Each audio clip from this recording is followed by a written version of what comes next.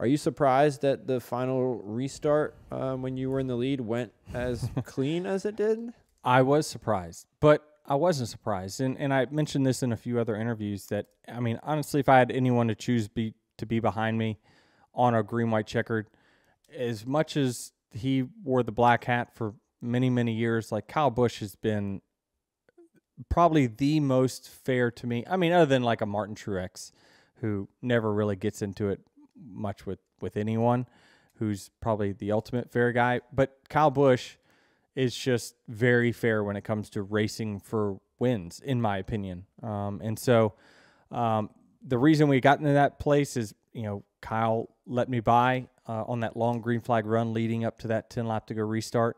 We had ran him down from a distance back. And so if I had anyone to choose to be behind me, it would be Kyle. I mean, it really would, because I just felt like, yeah, while I may get shoved by him, I don't think it would be an unfair shove. Like, I think he would try to win the race, but I felt confident he wasn't going to take me out. Like, he was going to at least give me a fighting chance to race it out. But the key to the restart, honestly, was the launch I got. I think that was the key factor, because obviously I couldn't I couldn't keep the car on the racetrack with the left front that I'd roasted. When I took the lead on that 10 lap to go deal, the first corner I went in was turn 3, and I lit up the left front. It's so funny because Ty kept saying, "Man, you couldn't hit a mark." He's like, "You were smoking the left front." I'm like, "Ty, I never saw any smoke, to be honest with you. I thought I felt lockup, but it didn't affect me that much." And they even mentioned it on TV. They're like, "I mean, he's roasting it, but it's not really affecting much." It didn't. Like, it changed a little bit of my trajectory when I tried to hit the apex of the corner, but it just didn't affect that much. I'm just happy that the air stayed in the tire and I didn't blow all the way through it. But yeah, the key was the launch that I got. The gap that I got allowed me to not get punted by the 8, who was more than likely going to get shoved into the corner by whoever was behind him. 22. Oh, yeah. So that was That's why I'm asking, are you surprised that it was as clean? Yeah, Maybe it's not about Kyle not moving you, but the fact that you didn't get moved by another guy getting into Kyle. Yep. Yeah, I mean, that was all fair to say. I think the situation really just kind of worked out in our favor, for once. We didn't have the anvil drop on our head, and we actually capitalized on a race that we weren't likely to win when it was 10 laps to go. So, but glad it did. Glad it worked out for us, and what a great way to start for our team. So, I said that there was really only one winner leaving this track, right? And even if you're second, I saw Kyle's kind of on the podium. He's just like, whatever. I was here last year. It's just the Clash doesn't mean much as far as correlating to other racetracks. The only thing it does is give momentum, as far as feel good momentum, to the team that wins it, and that's what it did for us. And you now have a trophy sitting at your front door after you just cleaned the table off 12 hours prior. Right. Yeah. So I mentioned it, but on TV. But yeah, my motivation every year is just I have in the entryway of the house, I've got this just big old table, and I like to put the trophies that I win that year on that table. So when the new year starts, any of the old accomplishments, the SRX trophy, the 3 cup wins, the pole trophies that I got in 2023, wiped it clean.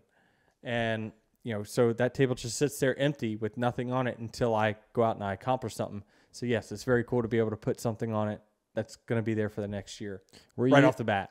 Were you excited, eager, just curious to what, how the fans were going to treat you when you got out of the car? It was really good to start. I felt like there was a lot of cheers on the initial. Travis is nodding his head. Like, the initial ovation was cheers, and I was like, "Heck yeah! All right, we're making some new 2024. Hey, it's a new year." And then as I started talking, it started. Of course. It started as soon as you open your mouth. Yeah, right. I know, it's understandable. it got a little worse. And I didn't say anything to incite them. I was just talking about the race or something like that, or just thankful to my team or sponsors or something like that. And then I think it just happens to where it just takes a little group to boo kind of loudly, and then the others like, hell yeah, we're getting in on that too. And then it just just builds, right? So it's either that or I'm like, was there a fight on the screen that I didn't see? Was what are they booing? And I'm like, wait a minute, they had a change of heart. In 20 seconds, they had a change of heart on me. And so, I gave them the, all beat your favorite drivers again and whatnot, which, breaking news, I always say that at least once in every podcast. I'm going to have to retire it. I'm going to retire the I beat all your favorite drivers, because I got a text, and those of you who saw the Netflix special with my dad, he sent me a text. He says, son, you got to stop that. He said, son, you got to stop that. I don't like it. It's just too cocky, blah, blah, blah. And I'm going to listen to dad on this one. So we're going to retire it. That's the last time. I think, jokes are always funnier the first time you say it, not the second or third or whatever anyway. So we'll come up with something new next time around. But I beat your favorite driver, all of them, is officially going to go down in the history books. It's done. When did you know that you were going to, because you pulled Jamie. When did you know, when did it just click? I was fine. I thought it was me and the fans. We were tight. There was cheers, and I was feeling them, the vibes and everything. And then all of a sudden, she starts wrapping it up, the interview, and then I just hear this. It was like a tsunami of boos. Like it started just coming, and it just kept getting louder. And I'm like, might need to remind these folks one more time. Denny has a limited shelf life, Travis. The first 10 seconds are like, all right. And then he just keeps going on and on. It's like, all right, this guy. Let's get him off the stage. Exactly. That's fair to say. We will be back next week to preview Daytona. Yeah, so quite a few topics on our list we pushed to the side that we'll talk about next week. Last year, I don't think we had an episode pre-Daytona. This year, we will. We'll be back next week to discuss a handful of things going into Daytona. Taylor's going to make her cameo now. Yeah, I mean. Oh, okay. So next week, like you talked about, we want to do some predictions. Maybe we throw out some preseason predictions, put the three of us together. We'll come up with our predictions, and maybe we'll have some sort of competition who's the most right. Yeah. I probably have a little bit more of an insider track than what you guys do, but racing is as about unpredictable as it possibly can be, right? So if you had to guess, all right, Taylor, tell me your 2024 champion. This is a preview to next week's preview. What? You can't say my name. You can't say my name, though. Who wins the championship next year if you had to predict? As in next year? As in this upcoming NASCAR season. Phoenix-wise? Or just... Yes, they have to be part of the Final Four, and then they win that race in the championship. Who is it?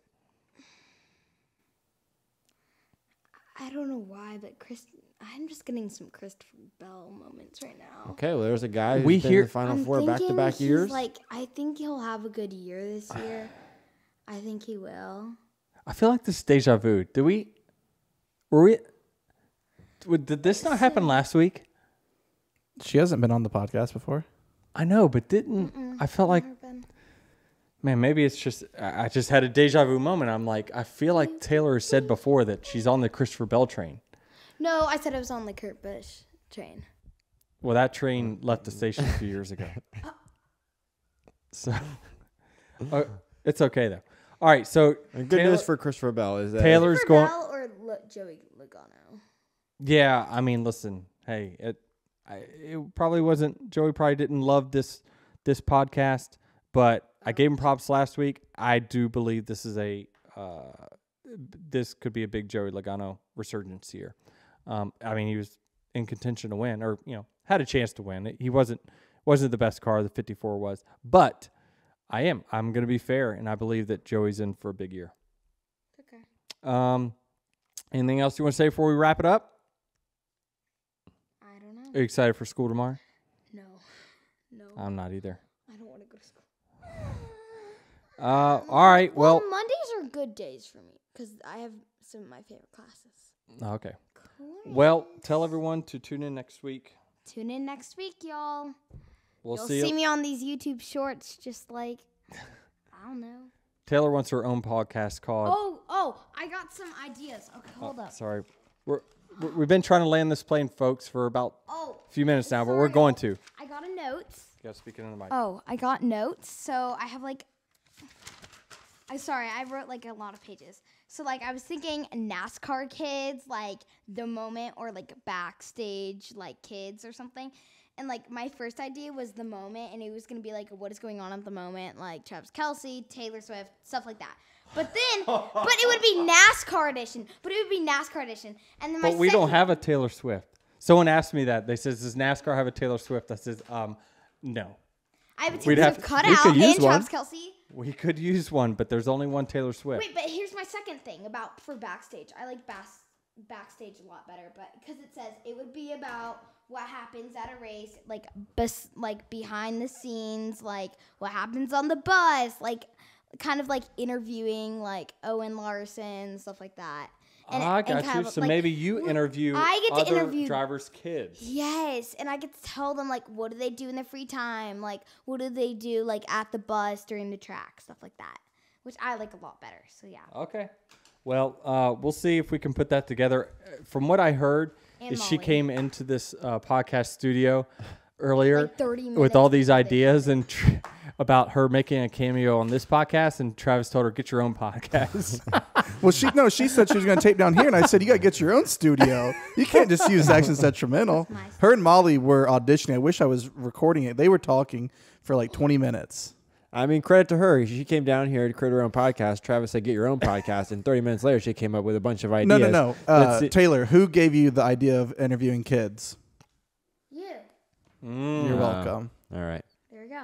And Molly was like, because we were on the headphones. Molly was like, we were remaking the like thing of the sugar thing, like with Lacey Caroline. She's like, Coca-Cola, sugar, like stuff like that, and we were remaking it. Okay, land the plane. Okay, tune in y'all next week. We'll see ya. See you.